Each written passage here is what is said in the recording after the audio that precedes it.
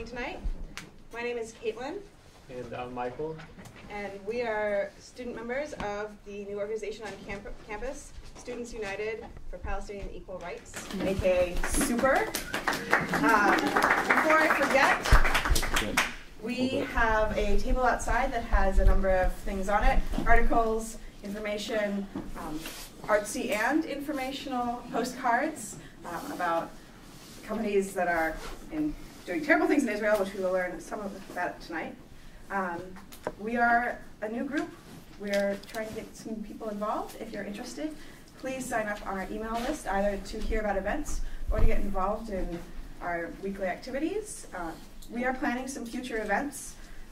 Nothing concrete yet except for tomorrow when we will be on Red Square. There will probably be cookies. Stop by again. We will also have a marching band for some musical entertainment, as well as our continued tabling and informational postcards and so on. To open this event, I'd like to say a few words first about Israeli Apartheid Week, and then introduce our speaker, AliceRothchild. In 2005, as many of you already know, a call was issued by over 170 Palestinian civil society organizations to boycott, divest from, and sanction Israel until it meets its humanitarian and legal obligations to end the occupation and colonization of all Arab lands, to recognize the fundamental rights of the Arab Palestinian citizens of Israel to full equality, and to respect, protect, and promote the rights of Palestinian refugees to return to their homes and properties. That was 7 years ago. 6 years ago, students at the University of Toronto stood in solidarity with this call by starting Israeli Apartheid Week. This year, 97 cities are participating in this week-long event, informing, educating, and advocating for equal rights and justice in Palestine. While I can't say I'm pleased to be here, the circumstances being what they are, I am glad to see so many people joining us here tonight to learn more about the BDS call and, as the flyers say, what hummus has to do with occupation. AliceRothchild is our speaker tonight. She co-founded and co-chairs the American Jews for a Just Peace and co-organizes the AAJP Health and Human Rights Project. She also works with Jewish Voices for Peace. She is an obstetrician-gynecologist who has worked in healthcare reform and women's movements for many years and contributed to the first edition of Our Bodies, Ourselves. Wow. Her book, Broken Promises, Broken Dreams, which is here tonight along with another one, is based on interviews with multiple Palestinians and Israelis and documents these interviews and her own travels in Israel-Palestine. Broken Promises offers, in the words of one reviewer, an implicit plea for internationally coordinated, culturally integrated feminist path toward peace. She's now working on a documentary movie interviewing Palestinian families about the events of 1948 and the continuing consequences of those events. She's here tonight to discuss that call for international support to boycott, divestment, and sanctions. Please join me in welcoming Alice.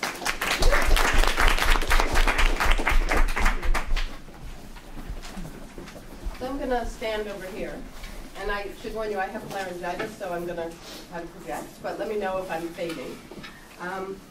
Obviously, there's a lot to talk about, and what I want to do is not only talk about the BDS movement, but to talk about why we need to do this and what's going on, because I think you have to frame the whole conversation. So I've been working on this particular issue for about 15 years, working in the region as a physician, someone crossing lines, as a Jewish woman bearing witness. So I want to explain how we got to where we are. Now, my bias, and I think it's important for people to say what their bias is, my bias is that if we're going to get closer to any kind of peaceful resolution, we need to recognize Jewish Israelis and Palestinians as equally deserving human beings, with aspirations, mistakes, strengths, weaknesses, and ultimately we cannot expect Palestinians to settle for anything less than a Jewish Israeli would settle for, and that's sort of my bottom line. And now when we have this conversation, I think it's very important to pay attention to the dynamics of trauma, which is shared by everyone in this region, and more importantly, the dynamics of power, both political, military, and economic. Now, we all know that Israel is a very vibrant society. It has a major high-tech industry. It has medical institutions that people come to from all over the world. It has a very strong arts and music field. It's a center of religion. At the same time, it's a major military power, backed by the world superpower, us. It receives billions of dollars in military and economic support, and is the fourth largest arms dealer in the world. So the big irony is that at the same time as all that is going on, individual Israelis feel very insecure. And it's almost as if centuries of anti-Semitism and the Holocaust have been kind of passed down into our DNA.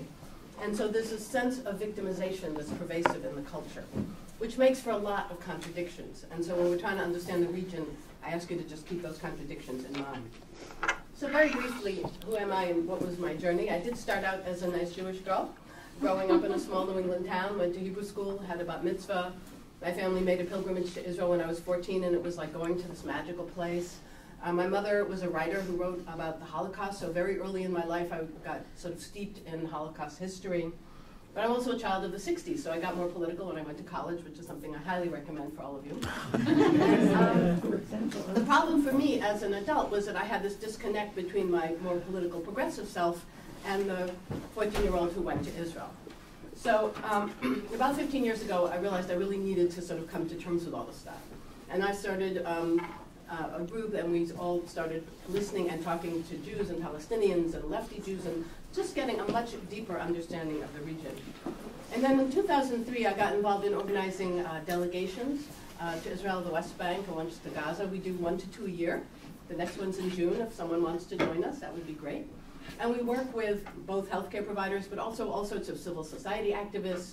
We meet with refugees, we meet with Israeli activists. It's a real incredible sort of life-changing kind of 2 weeks. And so a lot of what I'm going to say is based on those kind of experiences. And as was mentioned, I wrote a book about those experiences, and I'm working on a movie. So as we go on this journey, I think it's very important to think about how do we know what we know. And one of the ways to make sense of this is to look at the language we use, because language really shapes our understanding. So I'm just going to throw out ideas just so you get your brains cooking here. So we have, the West Bank and Gaza. Internationally, these are recognized as occupied territories from the '67 war. But there are people who call this disputed territories or liberated territories. The Israelis claim that Gaza is no longer occupied. They pulled out. But then you have to ask, well, what is a small piece of land that's totally controlled? Borders, air, sea, electricity, subject to repeated incursions, targeted assassinations. You can make a very strong argument that Gaza is still occupied. Or you have these major cities in the occupied territories, like Ma'ale Adumim and Ariel. Frequently in our newspapers, they're referred to as Jewish neighborhoods. But you could make an argument that they're actually Jewish settlements or Jewish colonies. Again, each of these words has a slightly different political meaning. And when you think of the people who were mostly the indigenous people present in 1948, are they Palestinians or are they Arabs? If you refer to them as Arabs, then they're part of that amorphous Arabic-speaking blob of people out there, and they don't have a particular culture, a particular history, a particular set of rights. So I think the language you use is really important. And it's very interesting to me when I look at history. In 1924, Zionists were working on getting Jewish settlers to come to Palestine, and they formed a group called the Palestine Jewish Colonization Association. So very early on, people understood that this was a colonial effort. And then you have something like the security fence. Is it a fence? Is it a separation barrier? Is it an annexation wall? Is it an apartheid wall? Again, each of these things has a slightly different meaning. And Israelis are often described as victims of Palestinian terrorism, which they have been. But what's the language we use to describe an Israeli settler shooting at kids going to school, or Palestinian farmers trying to harvest their olives?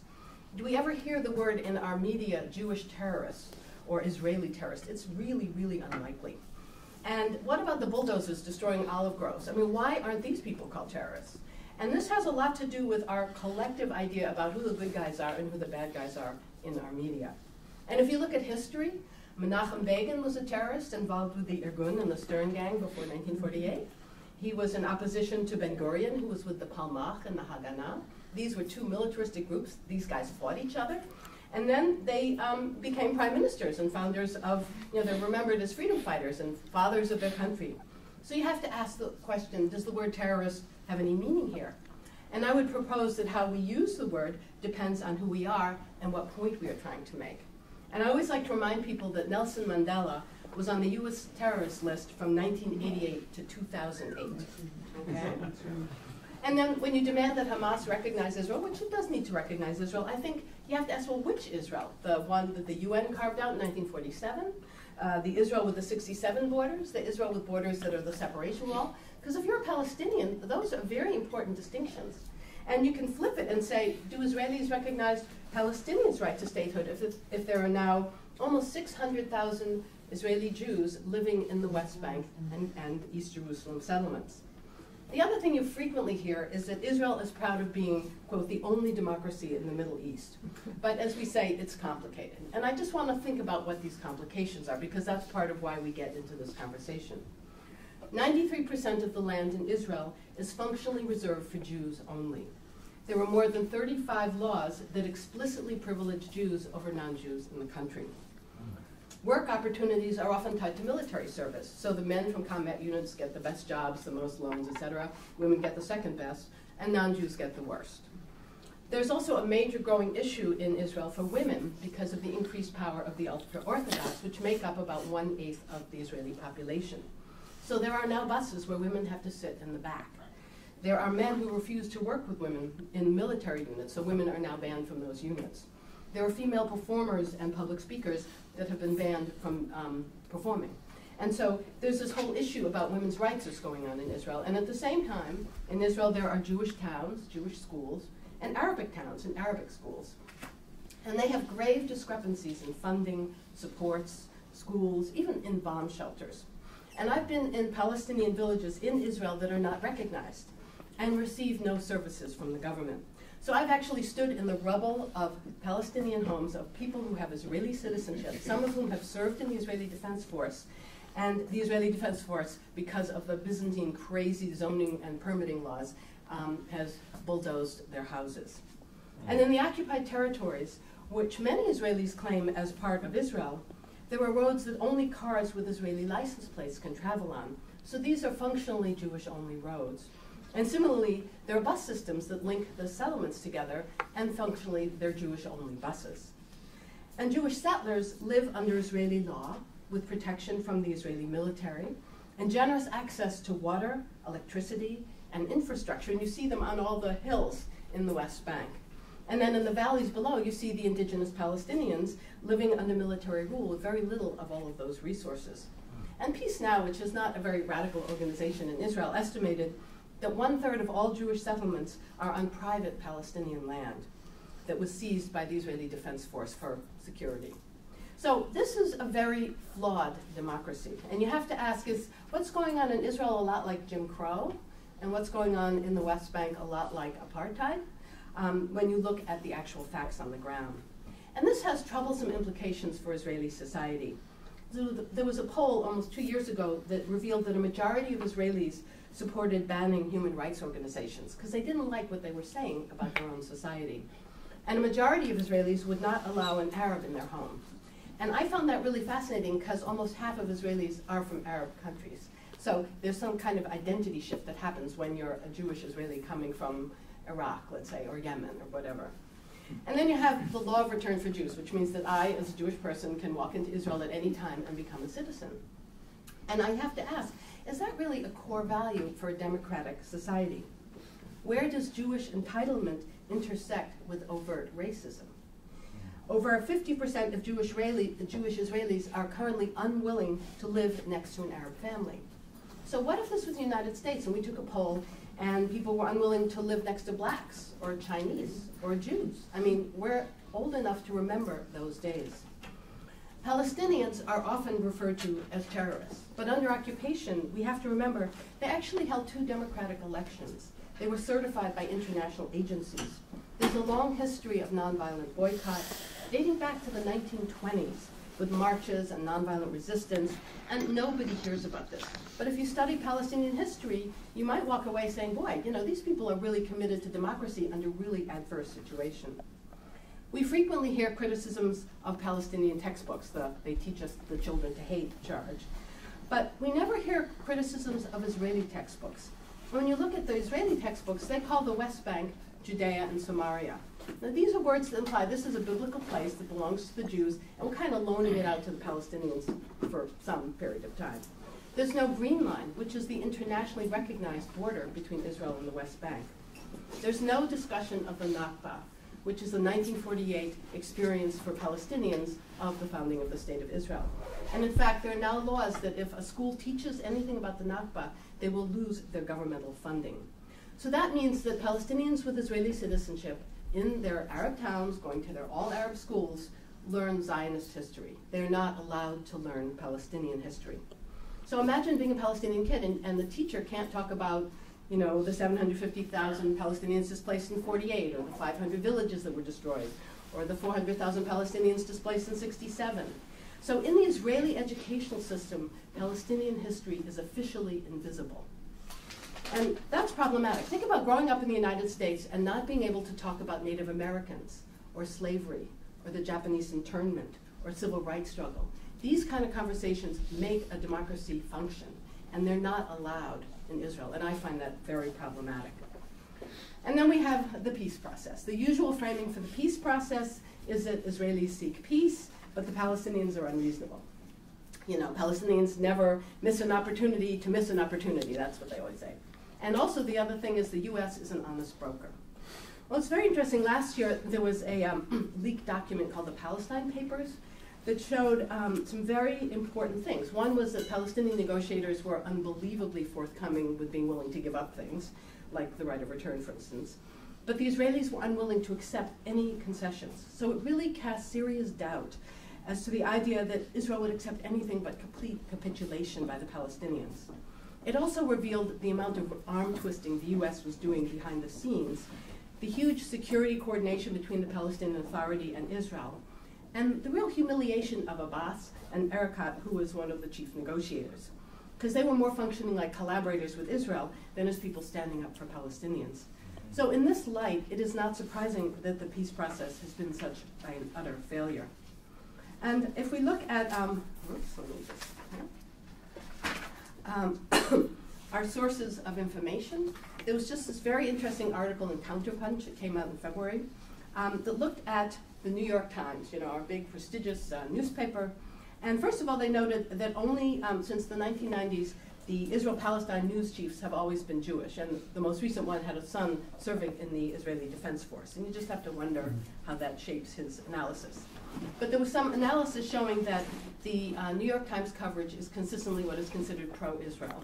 In 2005, the New York Times reported on Israeli deaths at rates up to 7 times greater than its reports on Palestinian deaths, even though the Palestinian deaths occurred first and in much, much, much greater numbers. In 2007, a study of the Times coverage of various international reports on human rights violations found that the Times covered reports condemning Israeli human rights violations at a rate of 1/20th the rate of Palestinian violations. And this investigation found that during this period, there were 76 reports of Israeli abuses and 4 of Palestinian abuses, and the Times ran 2 stories, 1 of each. So again, it's not reflecting what's going on. And there was a reporter who used to be a star reporter there, who's now fallen in disgrace because she expressed some Palestinian sympathies, named Grace Halsels. And she noted that there was a document by an Israeli journalist in the 1996, after the shelling of a UN base in Lebanon, that killed more than 100 civilians. And this Israeli journalist said, quote, "We believe with absolute certitude that right now, with the White House in our hands, the Senate in our hands, and the New York Times in our hands, the lives of others do not count the same way as our own." And I don't know if you've all been following the recent hunger strike by Kader Adnan, who was a 33-year-old who was imprisoned with no charges, and he was tortured and beaten, and he went on a hunger strike. And this was like captured international press. And it did not get reported in the New York Times until the 66th day of his hunger strike. And then it was a very bland hearing for a Palestinian on hunger strike is set. And although his is the longest hunger strike on record, there have been hundreds of hunger strikes by multitudes of Palestinians, and they get absolutely no coverage. So I would argue that our sources of information in the United States are often biased. They're limited and often without any context. You rarely see the word occupation. and they're what one person called the politics of the last atrocity. And I don't know if you folks have friends or have been on Birthright Israel trips, but that's another example of getting a very distorted presentation of Israel. So I want to approach the region in a much broader context. And I want to just talk a little bit more about, so we've got this sort of framing and all the different contradictions. Why do we come up with words like apartheid, and why are we looking at BDS? And I think one of the ways to think about this is to just look at some individual stories, because I think that sort of cuts through a lot of the confusion. Now, I'm just going to do a little segment from my book, and I'm going to talk a little bit about East Jerusalem, because that's in the news a lot.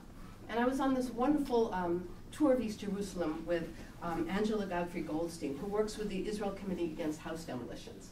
And it was just sort of one of those stunning moments. So we're in the neighborhood of Silwan. There's all these hustle and bustle of people, and there's all this archaeological digging going on. And what happened was, and I'll just read, we learned that the Judaization of East Jerusalem is made possible through the active collusion of right-wing Jewish settlers and the Israeli government with the support of academics and foreign entrepreneurs sharing a messianic as well as nationalistic vision. So there's, for instance, a group called Elad, which is a right-wing settler group, that was hired to be the subcontractor for all of this archaeological digging. And they're backed by Christian Zionists as well as wealthy Jews. And one of the big funders is Irving Moskowitz, who's a US physician and bingo magnate, and he's funded a lot of settlements. He funds Elad, and Elad purchases Palestinian homes in East Jerusalem with an Arab front group and then flips them, and the next day a right-wing Jewish settler family moves in. He also funds a group called the American Friends of Ateret Kohanim, which believes that the old city should be in the sole control of Jews and that the Al-Aqsa Mosque should be torn down and the temple rebuilt. So as we continue, we get to this archaeological dig site. And it's just, she explains to us that they're basically digging for Jewish artifacts, and they're kind of tossing out everybody else who happened to have been there in the last couple of thousand years. And there's a lot of controversy about this. I wonder why there is so little effort to stop these projects, which seem unethical and politically explosive.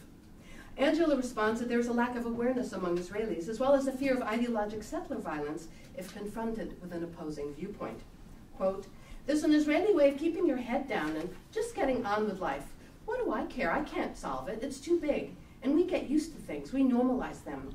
So we stop seeing how abnormal it all is." And she goes on to talk about these settler families, and she says, "I don't deny their connection with the land. I don't deny the right of Israel to exist and the need for Israel.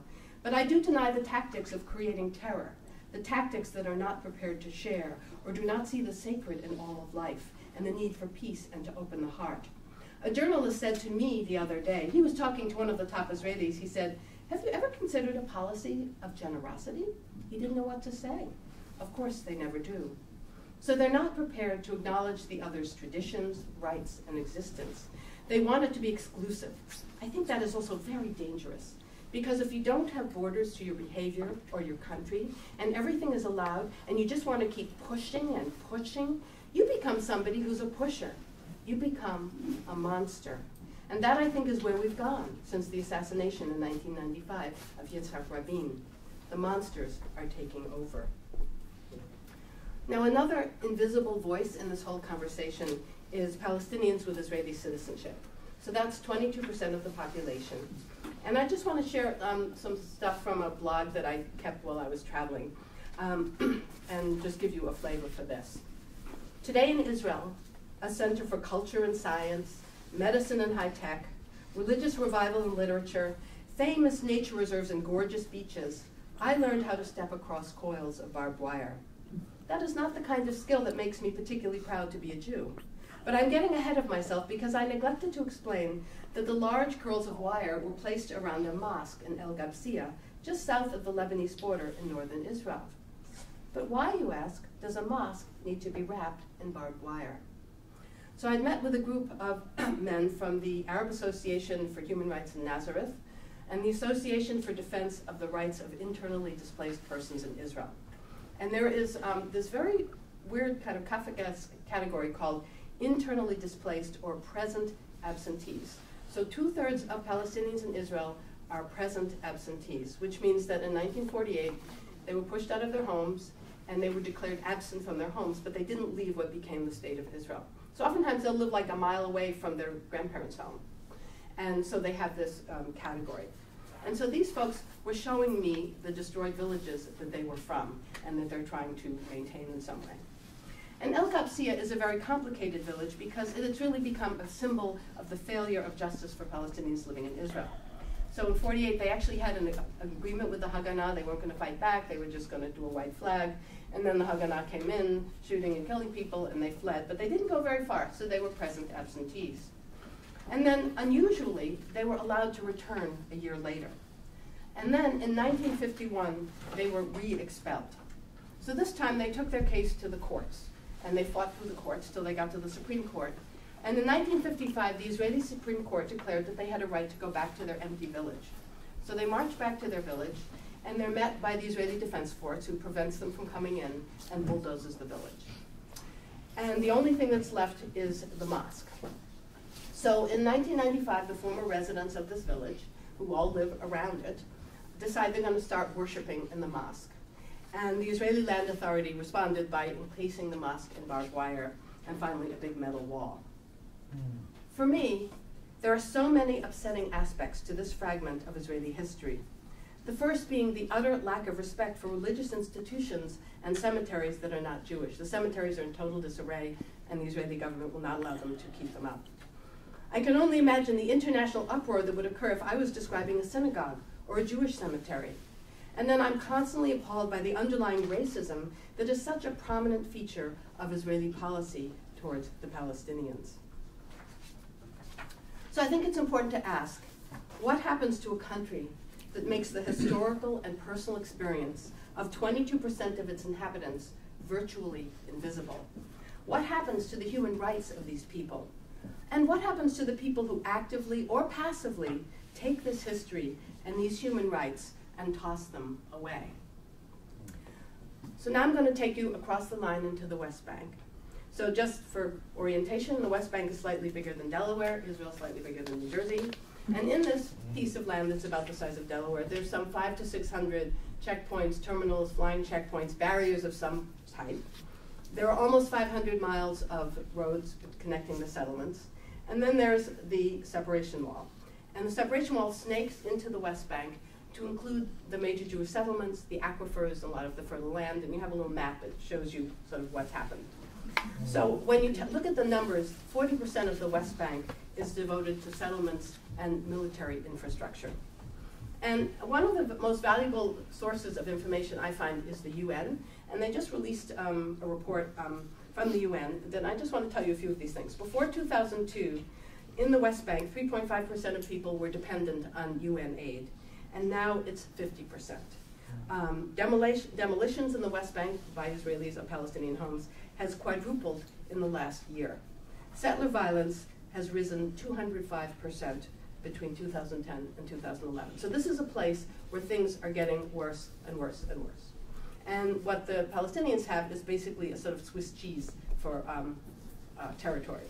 Now you can imagine that if you can't get from village A to village B, this impacts on healthcare, on education, on visiting your mother, on picking up your medicines, on courting your girlfriend, on all the things that people do in their lives. And I want to focus just on the city of Hebron as sort of an example of what happens when things go really awry. So Hebron is, I've visited 4 times now, and it's a place where Palestinians and Jewish settlers have their most intimate and most dysfunctional relationship. So we were touring with this journalist and activist, and we're sitting in an open market, and we're looking out at a marketplace, and you see that there are cameras on all of the buildings. And then you realize that all the second floors are covered with wire mesh, and that all the first floors are sealed. And what this is Palestinian stores that have been sealed, and Palestinians live on the second floor, and the Jewish settlers throw rocks at their windows, and they got really tired of having rocks thrown at their windows, so that all the windows are now encased in basically chicken wire so that the rocks don't get through. And what Hisham, the guy who was taking us around, explained is that in 1967, a group of very right-wing Jewish settlers came to Hebron and basically refused to leave. And so they negotiated, and ultimately they founded a settlement called Kiryat Arba in 1971. And these are folks that have a particularly violent racist history. These are the guys that spray paint, death to the Arabs on people's homes, gas all Arabs. I mean, I've seen these, and they're just horrific. These are the women who taunt Palestinian women, calling them whores, taunt children. I've seen Palestinian kids running across the street, on the side of the street they're allowed, with Israeli kids throwing rocks at them, and the soldiers just stand there and let this happen. So it's a pretty bizarre and horrific place. And a lot of this has been documented by Palestinians who were given cameras by an Israeli Human Rights Association called B'Tselem. They have a program called Shoot Back. And so they gave Palestinians cameras, and they said, just film what's going on. And what's going on is really horrific. So then, in the 1990s, a group of 400 settlers decided they were going to live in the old city, which has about 35,000 Palestinians in it. So in this 1 kilometer area now, there are, by the UN's count, 98 different kinds of restrictions of movement. 512 Palestinian stores have been spray painted and closed by military order. There are repeated closures and curfews, and Palestinians are only allowed to walk on certain streets, even if their houses front on those streets. So people who aren't allowed to walk out their front door have to get to their houses by going through people's backyards. And if they can't get there that way, they actually go over their roofs. And you see these ladders from roof to roof to roof. And that's how some people get to their homes. And this is like going on right now. And if you go into the old marketplace, you notice that there's a wire mesh above the marketplace. And it's like, what is going on here? And what's going on is that the Jewish settlers have built their homes on top of the marketplace. And they throw urine, feces, bricks, all sorts of horrific things down on the people in the market, and they got really tired of that. So now they have this mesh to protect themselves from what these settlers are throwing on their heads. And then we actually went into one of these people's homes, and he's a Palestinian activist, and he just showed us, first of all, these shoot-back videos, which were just breathtakingly horrible, and told us about his personal family story, the PTSD his kids had, their bedwetting, their house has been invaded, smashed. I mean, it's just like, you cannot believe this is going on. So what do we do with this shameful reality? While most Israelis do not support these settlers, they receive full support, protection, and encouragement from the Israeli government and military. And this has not changed in the past 44 years, no matter who has been in power.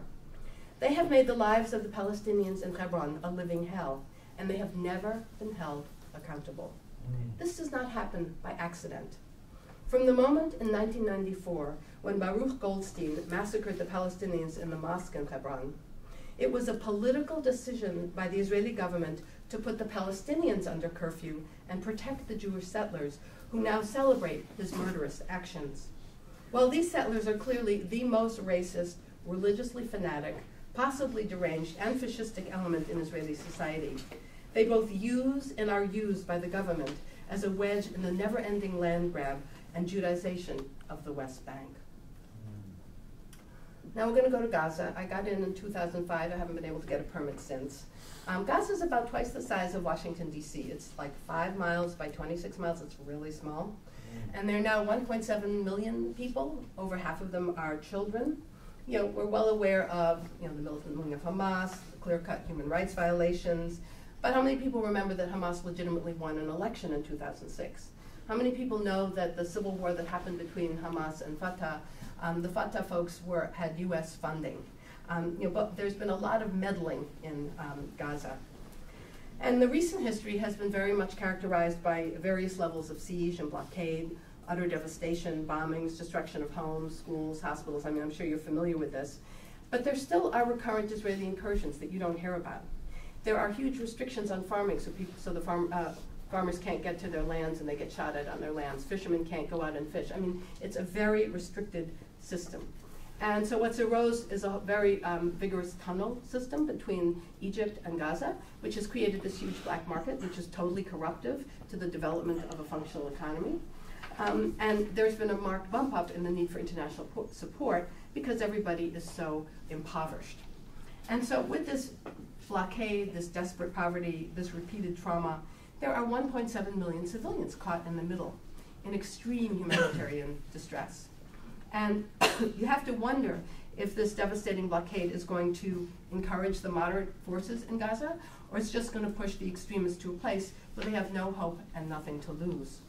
And looking at the UN again, before 2002, 10% of Gazans were dependent on UN aid. It's now 70%. In 2005, Israel allowed 400 trucks of exports. Now they allow 2 a day. There are currently 300,000 Gazans, according to the UN, that live on less than $1.60 a day. So what we don't really hear about is Gazans as human beings. We don't hear about the Gazans that celebrated the fall of Mubarak and demanded democracy and freedom of expression in Gaza. And I think it's very important to think about how Gazans are demonized. They're separated from their cousins in the West Bank, but these are all family. And these are all people that belong to the same group of people. And that there's also a tremendous disenchantment with the PLO, with Fatah, with Hamas. I mean, people don't understand how disenchanted Palestinians are who are living there. So the question is, where do we go from here? How do we struggle with these issues that are so challenging? Well, people often talk about, well, there's a peace process. So I think it's important to remember that the, quote, two-state solution was a framework that existed since 1976, when Arab states actually bought into this solution, and it was based on UN resolutions. And then ultimately, Israeli prime ministers started buying into it because they realized you can't have a Jewish state unless you have a Palestinian state. So it became not such a crazy idea and more sort of a moderate idea. But the big question has always been, what do Israelis mean by a Palestinian state, and how does the Jewish state treat its non-Jewish citizens? And I think if you look at the history, the US and Israel have really led the rejection of any such settlement since it all started. Except for maybe Taba, things were kind of close, but not quite. Largely because of the continued growth of settlements. And then if you look at Obama, who's basically floundering in this particular place, he's really refused to put his foot down with Netanyahu, who's just spurring on settlement growth. And if you think about, well, what could Obama do? He could cut off military aid. He could end political cover. He could demand an end to the occupation. I mean, there are political and financial things that he has the power to do. And he could insist that the resolution of this conflict needs to be based on international law and on human rights. He also has to ask, how can the US be a credible broker if it's funding the Israeli military? And even if you listen to Israelis, Ehud Barak and Ehud Olmert both used the word apartheid. They both said Israel is at risk for becoming an apartheid state. Netanyahu has an incredibly long and hostile track record, and he appointed Avigdor Lieberman as his foreign minister. Now, Lieberman lives in a settlement. He supports transfer of Palestinians. He has talked about ethnic cleansing and loyalty oaths. He's a pretty evil character in this whole conversation. We also see a very right-wing swing in Israel, where there have been attacks on human rights organizations, on lefty professors, racist states from rabbis. I mean, the tone in Israel is very, very worrisome. So I think that people of good conscience who are concerned with the fate of Israeli Jews, as well as Palestinians in Israel and the occupied Palestinian territories, have serious concerns. Is any solution possible, including the two-state, one state? Politically, also, what a lot of Israeli activists are beginning to say, is there a rise of fascism in Israel? Is that really what we're seeing? In Palestine, there are serious questions about Abbas and his legitimacy. He's no longer democratically elected anymore because he's just stayed in power. And really his ability to stand up for Palestinian rights. And many Palestinians worry that he's more of a collaborator. And I know someone who's doing a PhD thesis on this, and he has found in his research that there is, in the West Bank, 1 security, police, or intelligence officer for every 50 West Bankers. So the place is sort of under, the cover has been put on. So there are lots of issues, and people feel very stuck and very hopeless. And I think it's important to ask, well, so what do we do? So when we were there, and we were interviewing Palestinian civil society organizations, what they're talking about is the BDS call, which was described before. And I think it's important to remember the BDS is part of a long activist tradition.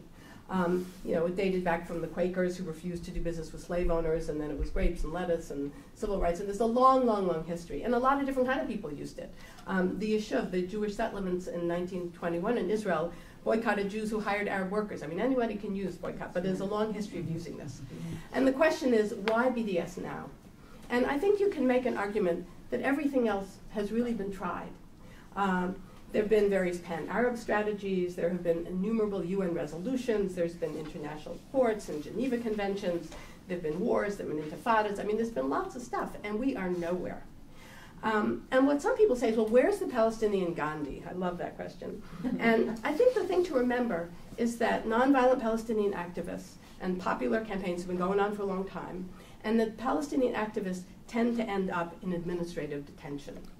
And since 1967, we met with Adamir, which is a Palestinian human rights organization. Since 1967, they told us 800,000 Palestinians have experienced detention. So that 60 to 70% of the adult male Palestinian population has been imprisoned. And not for particular charges. I mean, a lot of this is just you're in prison for a while and then they let you out.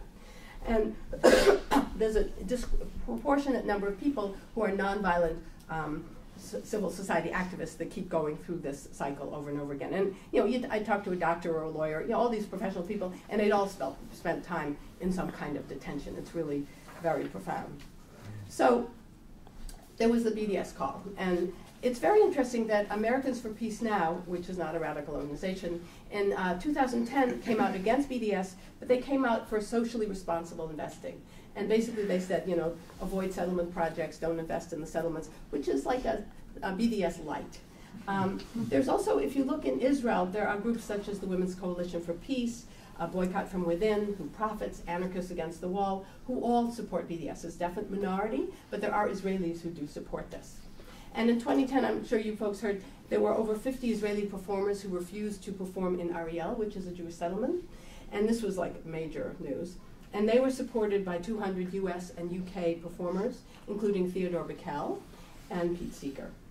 So the question is, well, why Israel? I mean, there are a lot worse countries in the world, and there's a lot of incredibly positive things that happen in Israel. Why pick Israel? And I think the answer is that there's no other injustice that is so critically supported by our tax dollars.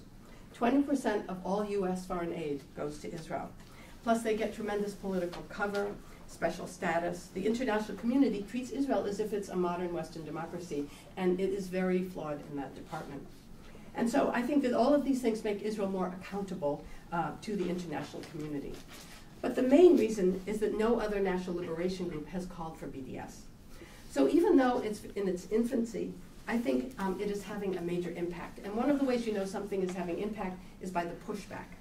So there's a lot of high power organizing going on in Israel and the US to challenge BDS and improve the image of Israel. I don't know if you've heard of the Brand Israel campaign. It's a big campaign coming out of Israel, millions and millions of dollars. And basically they're bringing art and science and technology and all the wonderful things that go on in Israel, bringing it to the United States so you don't think about occupation. You think Israeli, you think technology. There's also something called greenwashing, which is to promote the ecological movement in Israel. But it's, you look at Earth Day in Israel, where they're talking about conserving energy and sustainability, and meanwhile, Palestinians don't have access to water and electricity and sewerage plants, and the contradictions are very powerful. They talk about planting trees in Israel, and then meanwhile they're uprooting olive trees in the West Bank. So those kind of contradictions are pretty painful. There was also an amazing Clean Coast 2010 campaign in Israel, and meanwhile, raw sewage is pouring into the Mediterranean, which, by the way, doesn't have borders, from the bombing of the sewage plants in Gaza, while Israel is promoting its Clean Coast campaign. Then there's something called pinkwashing. What that entails is promoting, the gay life in Tel Aviv, the GLBT birthright tours, and the messaging is that Israelis are tolerant, they're modern, it's really a superior culture. But this ignores, first of all, the tremendous homophobia of religious Jews.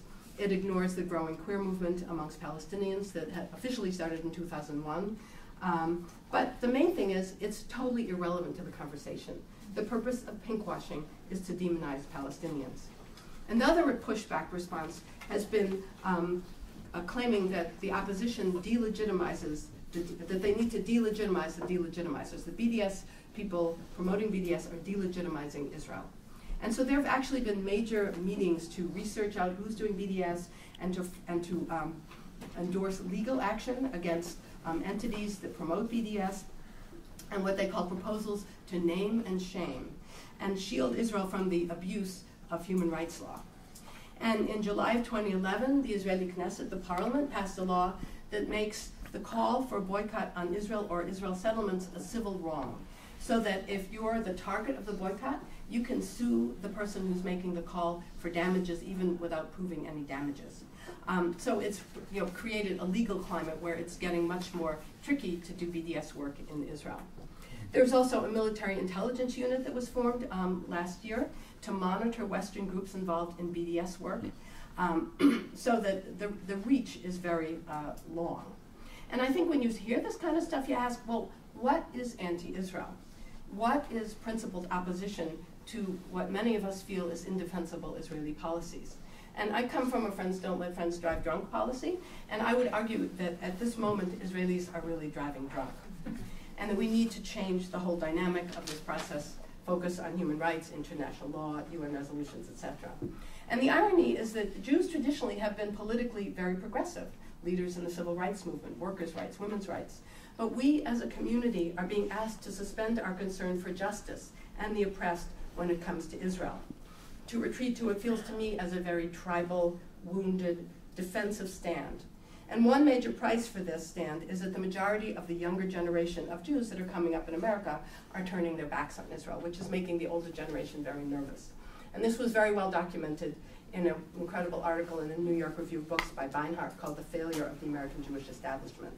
So if we're going to take this moral compass back, we need to listen to the call for BDS. Now, I'm not going to review what it was because you already heard what it was, but I'm just going to quickly review what it means. So boycott means a consumer decision not to buy Israeli or settlement products. So it's targeted either at settlement products or all Israeli products. And sometimes it's hard to tell because settlement products get relabeled as Israeli products. The cultural boycott is a boycott of institutions or organizations that either support or do not condemn the occupation. It's not about boycotting individuals, it's about boycotting institutions. And the thing to remember is, first of all, when Israeli performers come to the United States, they have signed an agreement not to publicly criticize Israel. So they are ambassadors. The academic and cultural collaboration boosts Israel's image. That's part of the purpose on the international stage. So by refusing to participate in cultural exchanges, or artists and cultural institutions globally can send a clear message that, to Israel that their occupation and discrimination against Palestinians is unacceptable. The flip side of this is trying to forge ties with cultural and academic people in Palestine, in the West Bank and Gaza. And they're totally hemmed in and unable to be seen. Now, divestment or morally responsible investing is something that needs to be done collectively. This is done by colleges, for instance, pension funds, and you work to damage a stock's reputation and make it too controversial to be desirable. So the focus is usually on industries that support or profit from the occupation. Sanctions are actions that are done by the state or by the UN, and not really something that we're going to be able to accomplish here. So what can you do? I think it's important to remember this is a powerful form of peaceful resistance. You need to pick a target, and it can be big or small. It can be partly for education. It can be that you really want to change something, but it has to be appropriate for the group. And you should be creative and be smart about what you're doing.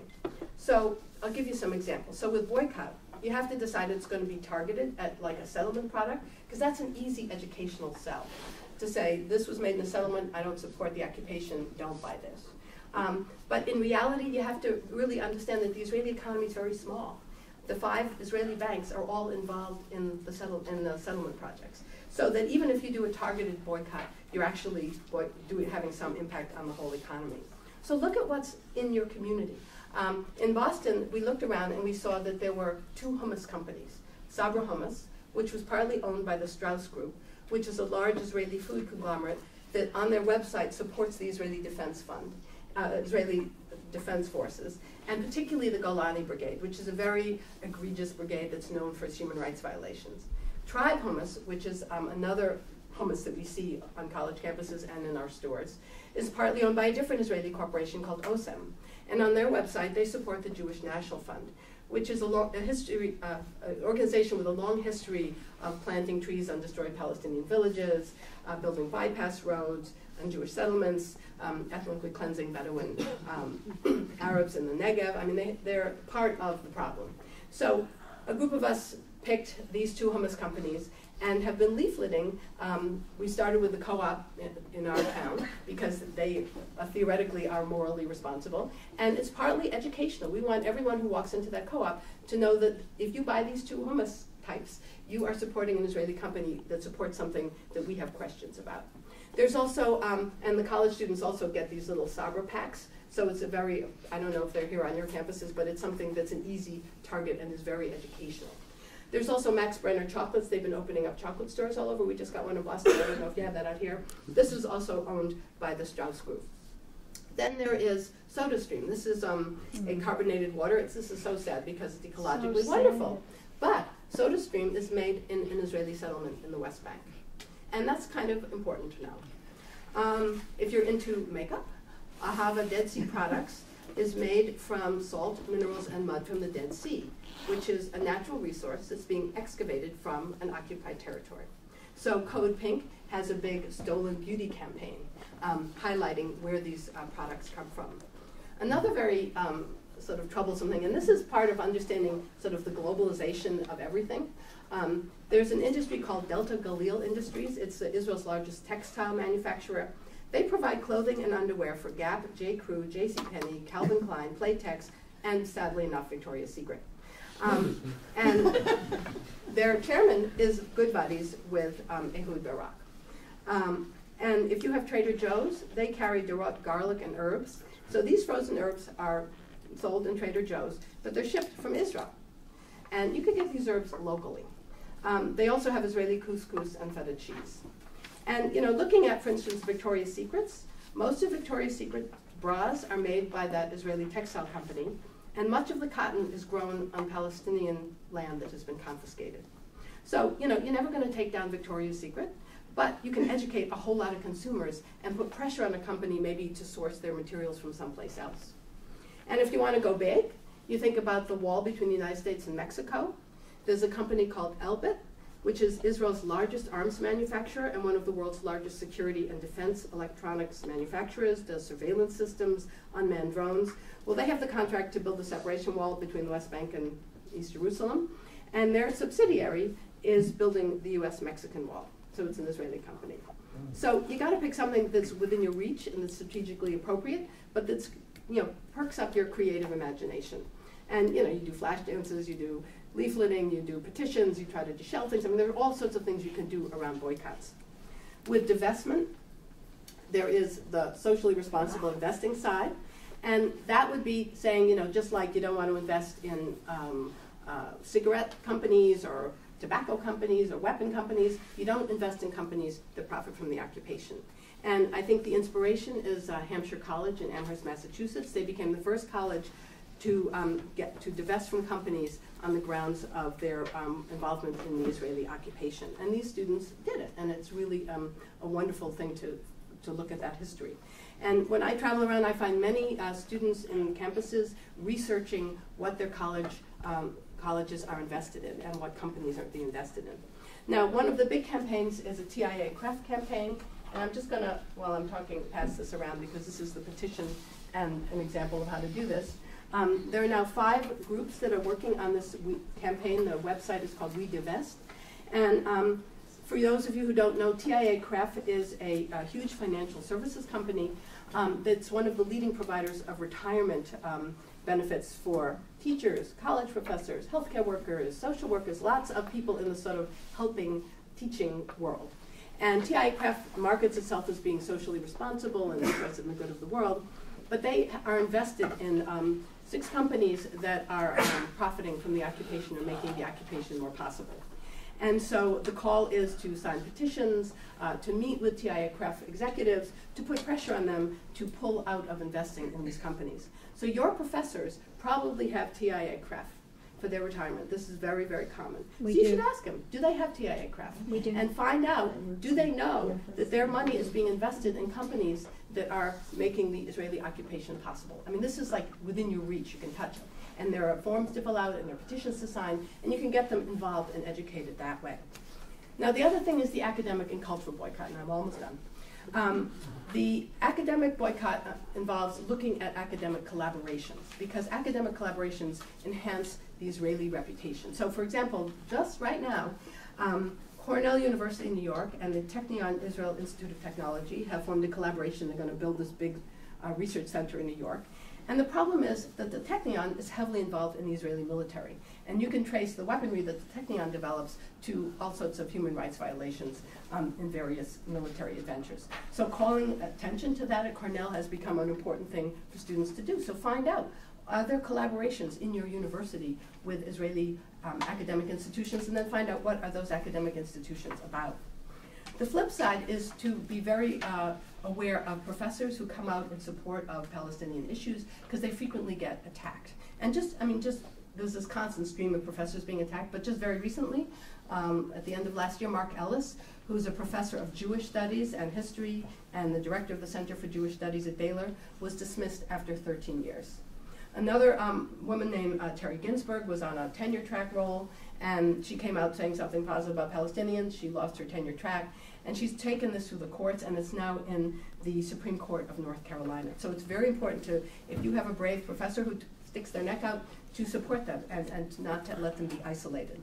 When you look at culture, one is protesting US performers who go to Israel, and there have been a wave of artists who are boycotted Israel or who have taken gigs and then pulled out due to pressure. And I think that that's a very, very powerful message to send. And I just want to share with you a letter that was sent to Macy Gray explaining why she should not perform in Israel. BDS's nonviolent and human rights-based campaign urges artists not to put their stamp of approval on Israel's system of often murderous ethnic discrimination. As such, an international performance in Israel is understood amongst the Israeli public as condoning this reality and making a statement against the necessity to change it. Coming to perform in Israel has become a political act, a statement of support for the state of Israel's ongoing crimes and human rights violations. It is also an act against a rapidly growing nonviolent human rights-based civil society Palestinian movement. The question remains, is this a political act you wish to take part of? Then the other thing to do is to pay attention to who's here. So, for instance, the Batsheva Dance Company, the Israeli Philharmonic, both were here recently and were met with protests. And you feel badly for the artists, but they're here as ambassadors of Israel. And so they are complicit in the sense that they are ambassadors and that they've agreed not to be critical publicly. So the last thing I'm going to just very quickly mention is that March 30th is a BDS Day of Action. It's Palestinian Land Day, and this commemorates the 1976 killing of Israeli security forces of 6 young Palestinians as they were protesting Israeli government seizure of Palestinian land. And it's sort of become a day that symbolizes Palestinian resistance to the whole land expropriation project. And if you go on the US Campaign to End the Occupation website, there's an incredible list of all the different activities you can do. There are packets of information, there's resources. So if you just wanted to try to organize a day, that would be like a task you could do. All the materials are there, and that website is listed on the thing that I handed out to you. So I'm going to stop now, and I want to open this up for conversation, questions, opinions. We speak to share, not to convince. No one has to win, but let's start. Yes. Can you elaborate more on the birthright? Birthright, yes. Yeah. Let me just have. Because I hear a lot about it, but I'm not sure. Like, what is it exactly?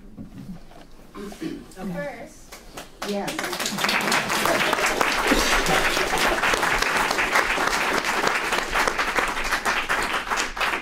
So one of the things that Jewish people are very good at is instilling a sense of history and culture in their children. I mean, we do that really well. And that's to our strength and our weakness. So Birthright is a program that's financed by some very wealthy Jewish people that provides a free trip to Israel for every Jewish kid in America between the ages of 18 and 26. Is that the ages? And so you sign up for Birthright, and there are all different kinds of Birthright tours. There's the religious Birthright tour. There's the hiking in the Negev Birthright tour. There's the going to the national parks Birthright tour. There's the GLBT Birthright tour. And the idea is that you go and you have a great time in Israel. Hopefully you fall in love with an Israeli soldier and you go make Aliyah. I mean, that's the goal. And it's the whole idea of Birthright is to present this view of Israel that is very nationalistic and very positive, which you can't blame them, they're selling Israel, but it's very unidimensional. So for instance, my niece went on a Birthright Israel trip. Lovely woman, goes on Birthright, and they have an internship, and she takes her internship in the Israeli military. So she went to Israel and learned how to fight, learned how to shoot a big weapon. And that was her experience of going to Israel. So it's a way to get people to fall in love with the country, to feel bonded, to feel like it's a special place for them, and hopefully to want to stay there. And that's what Birthright is. Well, one of my friends, he went on Birthright. Mm-hmm. I'm assuming that they don't go to the West Bank. They do not go to the West Bank. And if they find out that you're planning to go to the West Bank, they will take away your plane ticket. The reason we know this is that two very wonderful women founded a group called Birthright Unplugged. And so what they were doing was encouraging kids who come to Israel, or young people who come to Israel, who want to see, quote, the other side, to stay longer, because Birthright is always thrilled if you want to stay longer, but not tell them where you're going. And then they would take them to the West Bank for a week. And when Birthright people found out that they were going to the West Bank, they took away their return tickets. So if you're going to go to the West Bank, you don't tell, it's very one-sided. Because my friend told me he'd driven past the West Bank. I bet but he I'm had. not sure if he's telling the truth. Well, if you look at your map, the West Bank is is to the west of Israel. So if he's in the Jordan Valley, if he's in, losing my sense of direction here. If this is where we are now, the white is Israel. If you're driving along here, along the separation wall, you're looking over at the West Bank. And he was saying there's no problems there. Right. And so if someone could be in Israel for 2 weeks or 10 days, however long it is, and come home and say there are no problems, it means that they didn't really get any idea of the complexity of what's going on. And it's a tragedy, because I think that some people do come home very brainwashed and I love Israel, it's so beautiful and so wonderful, and people are so wonderful, and the bars in Tel Aviv are so wonderful, and the gay life is so wonderful. I mean, it's a cool place. But it doesn't really help the conversation. It doesn't really help us to get anywhere. So, whenever I hear someone's going on birthday, I say, could you read my book first? I try to just put a little ray of questioning.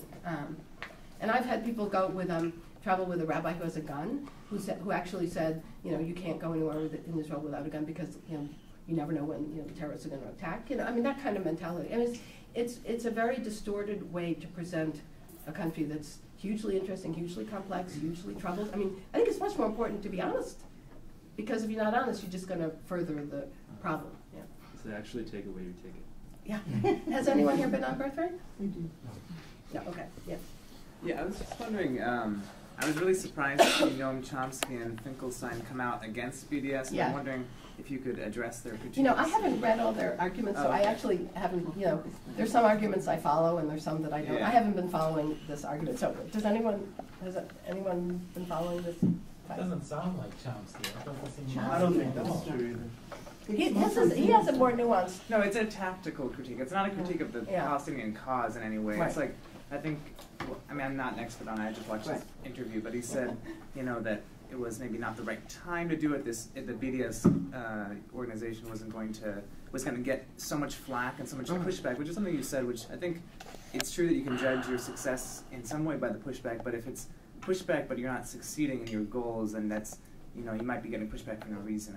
I think that was his sort of critique. It was on tactical grounds, and then maybe, and then also I think Finkelstein was talking more about the BDS or as an organization, like the structure, and I don't know much about it, but he was a little critical of that.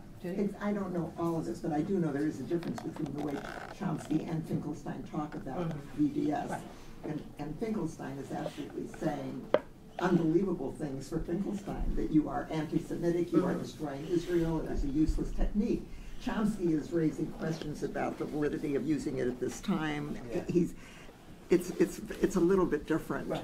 Finkelstein amazed me. I could not believe what I saw when I looked at the YouTube of Finkelstein. Right. Well, not having followed their argument, it just to speak to how hot this is. That if people who actually know the realities on the ground are having trouble with this, it gives you a sense of how it's a hot button issue, and it's going to push people. And so it's important to be really sensitive to that. And just as one quick point on that, I think Chomsky he questioned how much support there actually was from within. Maybe that was Finkelstein. I'm getting them confused, but I'm wondering, I think there is a lot of support within Palestine, but I'm wondering what your experience has been. Who's supporting it within Palestine? Who's not supporting it? Well, my experience has been that all the sort of major civil society groups, human rights groups, legal groups, that kind of stuff, all support BDS. They signed the call. There was 170 organizations. It's not such a big place, so 170 organizations is a lot of organizations. And it's popular in universities. It was fascinating to me that the Palestinian Authority actually put together a boycott campaign to avoid Israeli settlement products, because the Palestinian territories are a big market for Israeli products, and they're a captive market because Israel decides what goes in and what goes out. You know, if Israel doesn't let it in or out, it doesn't happen. So the Palestinian Authority launched a campaign where they went, like, literally to every store in Palestine. They had broken down into all sorts of committees and stuff, and kids wrote, you know, poems about boycotting and stuff. And so the thing that they say in the stores is, if there's an alternative, you don't buy Israeli. And so the Palestinian Authority itself has launched an anti-settlement campaign. The problem is that the market is very restricted for Palestinians, and also that there are Palestinians who feel like, well, the Israeli products are going to be higher quality. I mean, there's that kind of mentality, which is sad. So it's an educational process as well. But there is a lot of support. I mean, when I talk to people who are living there, I mean, everybody's resisting in some way. Yeah. I mean, sometimes just getting up in the morning and getting your 6 kids to school through the checkpoints is your resistance. But everybody is opposed to the situation in some way. So there was a hand back there. You mentioned about Obama and how he could take a stronger stand, and I agree totally. But you read about AIPAC meeting coming up this week, and all the congressional leaders being there, and the tremendous, almost like they're urging their cheerleaders for Israel to attack Iran. It is so, and then we know about the billions of dollars that are going to all the congressional districts for the military. It's just so discouraging. And I was so encouraged by the win in Olympia with the, against the boycott, a small win with this tremendous. And I don't, but I just, if you have any hope. Well, you know, for me, I feel like the politicians have failed us. You know, the Israel lobby, whether it's the Christian Zionists or it's AIPAC or whoever, are so powerful and have so much money that there's no way we're going to sort of win in Congress. It's just not going to happen. I mean, let's be real. It's not going to happen. And there is no president that's going to come out and say, you know, we need to solve this according to human rights, because he'll be defeated. I mean, it's just not going to happen. So that's why something like the BDS movement really appeals to me, because, you know, I'm really tired of writing letters to Obama. I am tired of writing letters to my congressmen. You know, they're not listening. And I'm nothing. But if we could organize an international boycott, that has power to it. And so it's like we've been put into that corner where that's what's left for us to do, and we're being asked to do it. So in some ways, for me, it feels very invigorating. So, you know, you're no longer, you know, with your protest sign in front of the Israeli consul again for another march against something or other. You have this task to organize a BDS movement in the United States. And so in some ways, it's actually very exciting. And it's also international. And this, you got to remember that the U.S. is not going to be a leader in this. It's much more positive in Europe, in Norway, in Sweden, in Japan. I mean, we're going to be tailing along, but that's fine. Let's just keep tailing. No? Yes? So, this going back to your question, correct me if I'm wrong, but my understanding is that Boycott National Committee is not connected to a political party, which I think makes it, which is one of the most promising parts of it, but also makes it the most challenging, especially when you're talking about university campuses, because university campuses are so factionalized. Exactly, and to actually organize on campus without the support of a specific party makes it that much more difficult. But so I feel like this boycott not only challenges Israeli occupation, but it also challenges the Palestinian system, because people have to step away from party alignment and actually get behind an organization that's not committed to a specific party. So just wanted to throw that out there. Yeah, I think that's true. Speaking of which, right here in Seattle, we have started a BDS group, and it's been very well attended, and I invite you all to come and be there. On March 9th is our next meeting. Many groups are represented in this one umbrella group, and we are also connected with people up and down the West Coast. Actually, this all came about when Mr. Omar Barghouti was here, and some of you may have heard him, but it was because of his visit that this whole thing started, and now we're on a roll. So come to a meeting on March the 9th at 5:30. Bring a dish with you. We start with a fantastic potluck, and where is it? it is at the American Friends Service Committee Hall, Social Hall. It's on 9th and 40th Street and 9th Avenue. What? 40th and 9th Avenue. 40th and 9th Avenue. It's in the University District here. It's where the Quaker meeting place is. So please come if you want to work on BDS. And thanks to you for pushing it. Super, who sponsored this event, will be sending around an email list. So if you want to know more about Super on campus, if you want to know more generally about activism going on in Seattle, please put your name down, and we'll have a sort of welcome meeting in the next few weeks for people who are interested in organizing rather than just getting blasted for new events. So. Other questions? Yes. Yeah, I was going back to the beginning when you were talking about the importance of language and all that, and I wanted to have a clarification on something you said. When you were talking towards the end of your talk about BDS, you said, I don't remember exactly what you said, end the occupation, and I just was curious if you mean it specifically or generally, and I'm thinking about the context of the refugee population as well as the Palestinian Israelis. Yeah. Well, the call has 3 parts to it. But when you said end, Well, I mean, you meant all it 3 generally? parts, right. Okay. I think you can't have a just ending to this without attending to all 3 parts. You have to end the occupation. Having a second-class citizenship within Israel is not a long-term solution to trying to create a democratic society. And as long as there are, thousands and thousands of Palestinians living in refugee camps, that's not a viable future either. So the refugees have to be figured out, the second-class citizenship has to be figured out, and the occupation has to be figured out. Yeah. You mentioned the law closing governmental funding. Yeah. Does that include universities or is it just? It's everything. Everything. And a lot of activists are worried because they're gonna, if they have NGO funding, how much can they say? And if they get sued? I mean, you get sued. I mean, it's not like there's a fine. It's like then you get taken to court. So it's making it very messy to try to do this work. Assuming that all of this is successful, ending the occupation and everything else, what would become of the state itself? Well, I mean, to a lot of Israeli citizens, it feels like that, if they end these things, end Jewish migration, there will be no point of the Jewish state. Right. Well, this speaks to some of the big core issues. And first of all, I have no idea what's going to happen, so I just want to make that clear. One thing to know is that 15% of Israelis have chosen to leave Israel. So there's a migration of Israelis that are leaving as well as Jews that are coming. The other thing is that I think if we're going to have something that really serves the needs of people and is a democracy, this raises serious questions about whether you can have a Jewish state. Okay? And I'm someone who believes that you can't have a Jewish state and be a democracy. Because as long as you have people who have the major role in the country and people who get second-class citizenship, it's just not going to be a democracy. So I think that the future lies in a secular state. Now, the distance between where we are and where we have to go is humongous.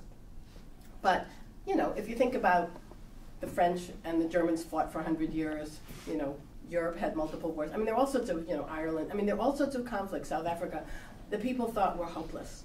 And they reach a tipping point, and then something happens, and something that seemed hopeless becomes more hopeful. And we need to be on the side of the hopeful. And I think putting it in the context of the Arab Spring and all of this push in that area of the world for democratic change, which is a total mess, we have to admit, this could be, come in with some of that as well. And this is really shaking things up. What Emma said about shaking the Fatah Hamas thing up by having something that's not related to a party. I mean, it's a very unstable situation. So the question is how to tip it in a more positive direction. I think the big danger is from the fanatics on all sides. So in Israel, the fact that the ultra-Orthodox are getting more power is very, very dangerous. And one of the scary things is if you look at who's in kindergarten now, over half the children in kindergarten in Israel are from ultra-Orthodox families because they have 10 children. So that means in a generation, half of the young adults will be ultra-Orthodox. So for me, I look like, oh my God, this is going to be like, the Jewish version of some fundamentalist state. This is crazy. I can't support that. Doesn't further the goals of the Jewish people, or my personal safety, or fighting anti-Semitism, or anything. It's just like completely dysfunctional. So I think that it would really sort of knock up against Zionism, and that's why this is so hot. But keep in mind the grievances of Palestinians are also exploited by almost every Arab country. Arab Islamic country. They don't accept their immigration. Absolutely. They also treat them as second-class Absolutely. citizens.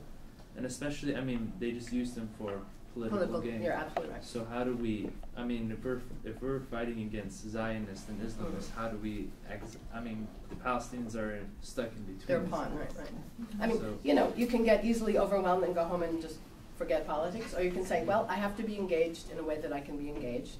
I'm an American citizen, what can I do as an American citizen? I'm a Jew, what can I do as a Jew? And that's where I sit. So I can't help it that, Lebanese people treat Palestinians terribly and they can't get work and all the things I know about Lebanon, but I can do my little piece here. And if we all do our little piece, that's all you can do. And I don't have some big, magic global picture of what's going to happen, but I feel like you got to be moving in the right direction.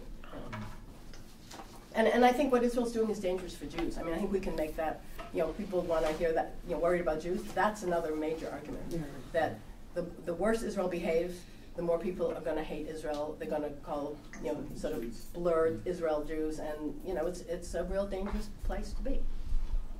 This is not a totally foreign thought, but is there any way to use a BDS-style approach with the Israeli lobby in the United States, or because I feel like that's something that we have even maybe more power over. But I'm not really sure. But is there any way to reduce the power of the Israeli lobby so that rather than writing letters to the congressman stops getting paychecks from the super PAC? Is there any way to do that? Well, AIPAC's having a big convention in Washington, and there's going to be a big Stop AIPAC convention on top of the AIPAC convention. So that's the start. To dog them wherever they go, there's going to be protests. Whenever they have a big conference, there are people leafleting. Just make it uncomfortable. Yeah. But in terms of money, I don't think we can go head-to-head with money because they're totally overfunded. Yeah. So you got to figure out. It's like you got to be like a mosquito. You're little, but you buzz, buzz, buzz, and you keep them awake all night. That's what we can do. We can be mosquitoes. And you know what? Mosquitoes drive people crazy, and that's good. So you got to think about what can we do with our resources. So I think that would be sort of my response. And in Boston, they have AIPAC meetings, and we're always out there, and people yell at us, but we want them to know that you cannot have a meeting in Boston without having people show up and annoy you. That's what we could do. Hi, I'm originally from Palestine. I'm a refugee. Where? Maybe a former refugee. I'm a refugee camp near Bethlehem called Aida. Oh, yes, I've been to Aida. Yeah, so as a Palestinian and also as a member of the Palestinian community here, and a member of a local organization called Voices of Palestine, I want to thank you for everything you do. We appreciate it very much. And I wanted to just comment on some of the issues that were raised about BDS and the importance of this, and just to remind people that actually, especially for the question about how Palestinians feel about it, we actually started the boycott in 1988 as students in the first Intifada. So it wasn't something that was brought to us by the West. And I know many people try to paint it as such, where it was something that let's go educate the Palestinians, and it's very insulting actually when I hear, even though sometimes it's said in good intentions, but we went there and we taught them nonviolence. We've been fighting, in nonviolent ways for 63 years actually. So even before that. Yeah, right. So specifically for the boycott, and just to highlight the issue of how confusing it is for Israel. They know how to deal with people when they throw rocks at them, when they shoot at them. They're very good at it because they practice on us. They practice on live targets. But they have no idea how to deal with organized actions like nonviolence, and we see it in many villages in the past, at least 20 years, but specifically for the past 10 years. But I know in 1988 what they did in a small town of Beit Sahur near Bethlehem, when people decided to refuse to pay taxes. The Israeli government went crazy. They had no idea what to do. So they attacked the town of Beit Sahur. They confiscated furniture, machines from factories, and they started negotiating with the people in town because they could not force them to actually pay taxes. So they said, well, how about this? We just pay what equals to $1. If you owe us $10,000, and people refused. So the town ended up winning. So, and we've been winning since then, but unfortunately with all these setbacks from administrative detentions to even assassinating some of these leaders in there, it's not just putting them in jail. They had either they are still being targeted by even the Palestinian Authority, who benefits from the occupation, unfortunately, or the Israeli occupation. But like you said, from seeing their reaction, and there's one campaign, I think you touched on it briefly, where now there's another campaign called the Faces of Israel, to push back on BDS. They're sending minorities, Arab Israelis, some of the Bedouins, and some look how multicultural Jews. we are. Right? Yeah, look how much we tolerate, the tolerance in Israel and how we accommodate the refugees.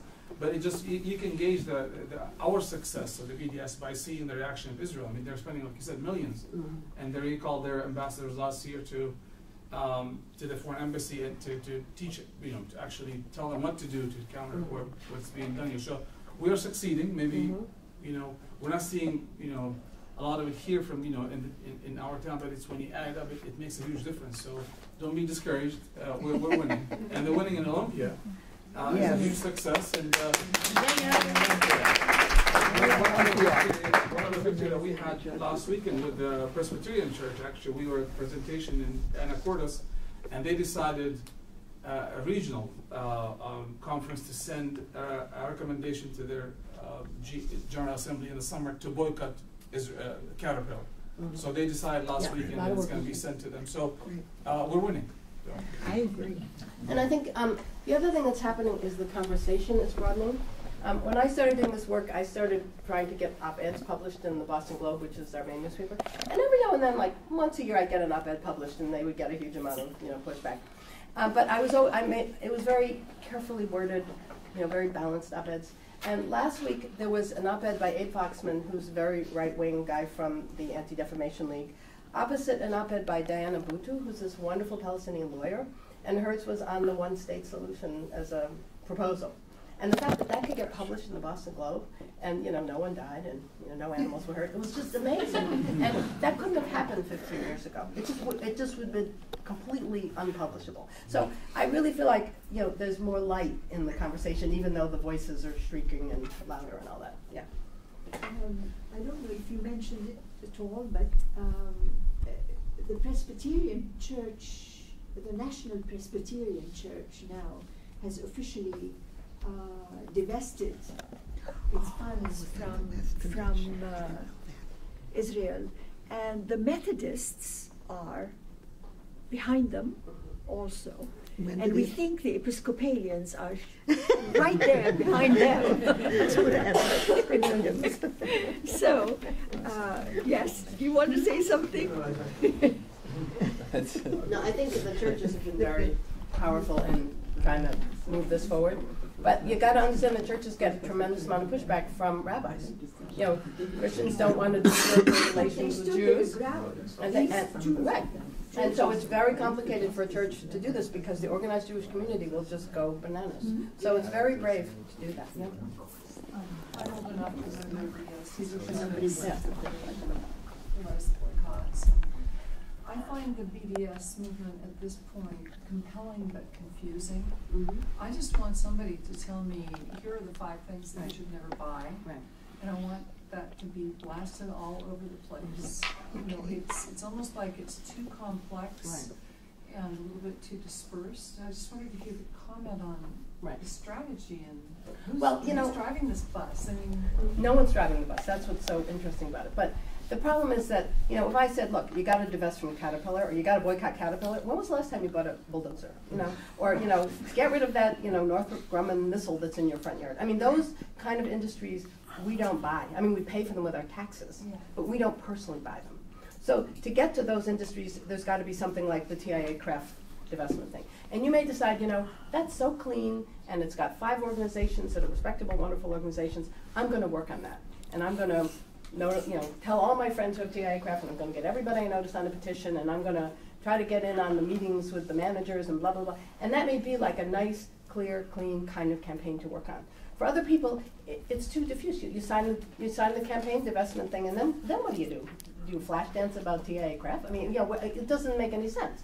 So for someone else, it might be, I love that hummus idea. And there's hummus everywhere. Everybody eats hummus. You know, I can educate hundreds and hundreds of people with leafleting and get all sorts of stores nervous about carrying Israeli hummus just by standing outside with a bunch of friends every week. You know, and that feels much more empowering to me. So part of the interesting thing about it is that it's creative and local, and they're asking for it to be creative and local. Yes. I was going to say, we talked about the hummus and some of the other things. But one product that a lot of people can boycott and maybe don't realize it is when they get prescriptions filled. Teva Pharmaceuticals makes a lot of generics, and you might want to inquire Teva Pharmaceuticals. Teva. A lot of generics. Yeah, I mean I'll just comment on that. Teva Pharmaceuticals is I think the biggest generic pharmaceutical company in the world. And when I've talked with people Israelis who do BDS work, they say that that's a bad target because generic pharmaceuticals are really important to people's health. And the pharmaceutical companies, you know, are so overpriced and people spend so much money on medications. It's not a smart target because it has so much social good. That you should pick a target, you know, like hummus, that you can, you know, make your own hummus, or something that's going to be have more appeal.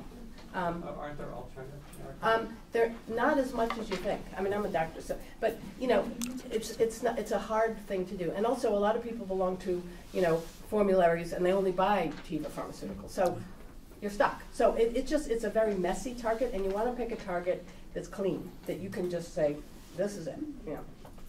Just to kind of piggyback on that, though, I mean, nobody is necessarily driving this boycott, but at the same time, the Boycott National Committee is doing massive research, and if you ever have questions about what to boycott and what to target, you can contact them, and they are making recommendations. Right. So, for example, you know, when we're talking about pharmaceuticals, you know, when does it make sense to target a company and when does it? Right. So, well, you know, for instance, a lot of stuff that goes into our lovely little computers like that Macintosh over there are made in Israel. It's not sensible to do a boycott of some company that makes computer parts because it's just not going to work, you know. The one website that's really good to look up is whoprofits.org. This is a group of, it's a women's organization mostly, that researches companies. So you can look up a company and see, is it on the list and what do they make, and learn all about them. And they do very careful research. So it's whoprofits.org. You mentioned that place again? Who Profits. I think it's one word. It's on. Yeah, it's one word. Whoprofits.org. I don't think it's not on that list. Oh, I thought it was. I just wanted to comment. One of the factors that seemed to be very big in ending South African apartheid was the sense of international disgrace for their sports teams that they received. And I just wonder if you could comment on the potential for that in this BDS. Well, I don't actually know anything about Israeli sports. I mean, that's sort of what the cultural boycott is to make it sort of disgraced publicly. Does anyone know anything about Israeli sports? I know they have a soccer team, but yes. I actually just returned recently from South Africa, and there's been a lot of discussion in South Africa about the sports boycott. And I think one of the most sort of articulate descriptions of this from academics specifically in Johannesburg was, you know, again, pick your target wisely, right? So the effect of the sports boycott was that sports was such an integral part of people's self-imagining and identification in South Africa, and it was such a central part of that cultural space. And so that's why it was such an effective target. I think it doesn't operate the same way in Israeli society, and that's why a lot of academics, both Israeli and Palestinian, are focusing on the academic boycott or the cultural boycott of, that will hurt. you know, cultural workers and institutions and et cetera. So I think that's something to think about as the sort of equivalent of the sports boycott in South Africa. Let's see, anyone who hasn't, okay, why don't you go? Just to comment on that too. Put another way, I think you could say that the sports that matter in Israel, they're just not as good as they were in South Africa, if you compare them. So that's another reason it might not work. Right. But, you know, Israeli violinists are very famous, yes. Okay. Just comment also on sports. But with all that said, and I agree with my if there is an Israeli team that's playing in town, it doesn't mean that we cannot protest or educate about what they do and about Israel. Or I mean, we get this sometimes from our allies who object sometimes to us protesting when there's an Israeli band in town, or they're playing at a symphony and they say, well, this is art. You shouldn't boycott artists. Well, we're not boycotting the artists themselves. they, like you said, they represent the foreign ministry, they represent the Israeli flag. So I think it's fair to target these teams that are in town, not necessarily against these players or the sport, but but what they represent. The other thing I think that's important is that you could start feeling like, little gophers are popping up everywhere and you're trying to boycott this and boycott that, and you never have a feeling of success. So when you decide whatever you're going to target, you should have sort of measures of when you've reached some point of accomplishment, like on your website when you've boycotted or had 5 marches, or you have 2,000 signatures or something, so that you have some way to measure that you're making progress. Because otherwise, it's very hard work, and it's very time consuming, and you can burn out, and you can feel like it's just hopeless. So I do suggest, you should pay attention to who's coming into town, but be very thoughtful about, is this worth my energy, or should I be focused on, have a strategy that's not going to, you're just going to feel tired at the end. No, I agree, but if you keep this within the picture of education, right. I mean, we do a vigil for Westlake every 2 weeks, and we have one this Saturday where we sometimes change the theme. So BDS could be one of those days where we talk about BDS. But if it's within the frame of educating, so we're not just trying to accomplish as much as for a specific BDS target, but as much as just we're educating about everything about the occupation. Right. And BDS is part of it. Right. And I'll give you an example of that. There's a company called Veolia, which is a major transportation company, and it turns out that they do a lot of the mass transit around Boston. I think 70%. Here too. Oh, here too. Okay, so look at the transport, and you'll see Veolia. This is, and they have built a light rail in the occupied territories, and they have managed a landfill of garbage from Israel that's being dumped on Palestinian land in the Jordan Valley. So their contract came up for renewal in Boston, and so there was a whole list of things that people were at public hearings talking about, and partly, they were always not on time, the ethics was terrible. I mean, there were all these things about the way they did things, but on the list was that they're a target for boycott from Israel. So it was it sort of snuck in there, but it then was talked about at all these public hearings, and it was really interesting to see how strategic they were, because it wasn't the top billing, but it was on the list, And just to kind of ride on that, there is a group that has come out of these BDS workshops that is actually working on Veolia. We have contracts in Seattle and other parts of King County, and we are hoping to be generating effort to switch the contracts to another company. And Veolia is also one of the 5 companies that TI Craft Campaign is focusing on, and they have lost billions of dollars worth of contracts as a result of international boycotts. So that is a great company to put effort towards. Let's have 2 more questions. Okay. I just had the personal experience of having gotten very comfortable with being able, on a personal level, to really speak to what products do you boycott, to make myself familiar with what are the Israeli products at Trader Joe's, at a shoe store where I have terrible times with shoes, and Nayat shoes made in Israel are about the best shoes in the world for comfort, but I won't buy them. So when people recognize my problem, they bring me the Nayat shoes, I say, oh, they are wonderful, but I don't buy anything that's manufactured in Israel, and I love it. I mean, and on your own, in a personal way, you can really say, I can say to Trader Joe's, we did some Trader Joe's stuff, we did some demonstrations, and we were particularly interested in the cheese. And there's a wonderful Greek cheese at Trader Joe's that stands right next to the Israeli feta cheese. So I used to just stand there, and when people would come to buy cheese, I'd say, I don't think you should buy that one. This one is so much better. And it's a very, I think the issue is we want too much to happen too soon. And I love the idea of the mosquito. We're building a swarm of mosquitoes so that the sting is much greater, but it really takes the personal stuff and finally the energy to say, wow, this is almost fun. Yeah. And people don't bug me when I say I don't buy anything made in Israel because of, and now when I come into the store, they always say, well, you don't wear Nayats, do you? Right. So, because I buy my shoes there. But it's not hard to do. I think we're really afraid to do that. The list of products would be on these websites. Well, you just make personal choices and let people know you're making them. Israel has a whole wine industry, and a lot of these vineyards are in the occupied territories. So you shouldn't be buying Israeli wine. I mean, that's, there are all sorts of products that you could have some There's jazzy also- fun. There's also Israeli plastics on the market. It's a global market out there, Yeah, and Israel is- Israel's a very productive country, so there's a lot of opportunities. So one last question.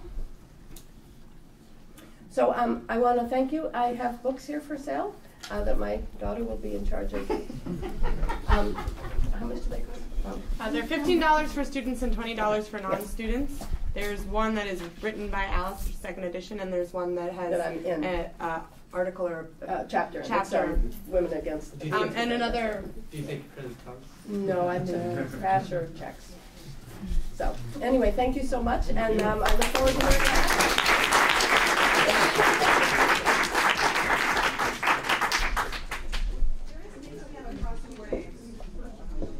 You can also get it on Amazon. So. There was a pen that was going around. The blue one.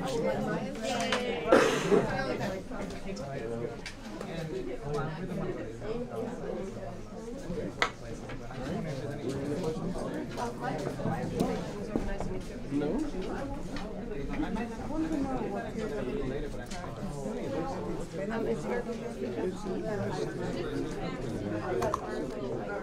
Yeah, that's been the JVP campaign for a few years now. Is they're invested in Elbit, this is their socially responsible fund.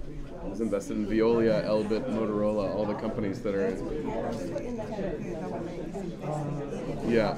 And so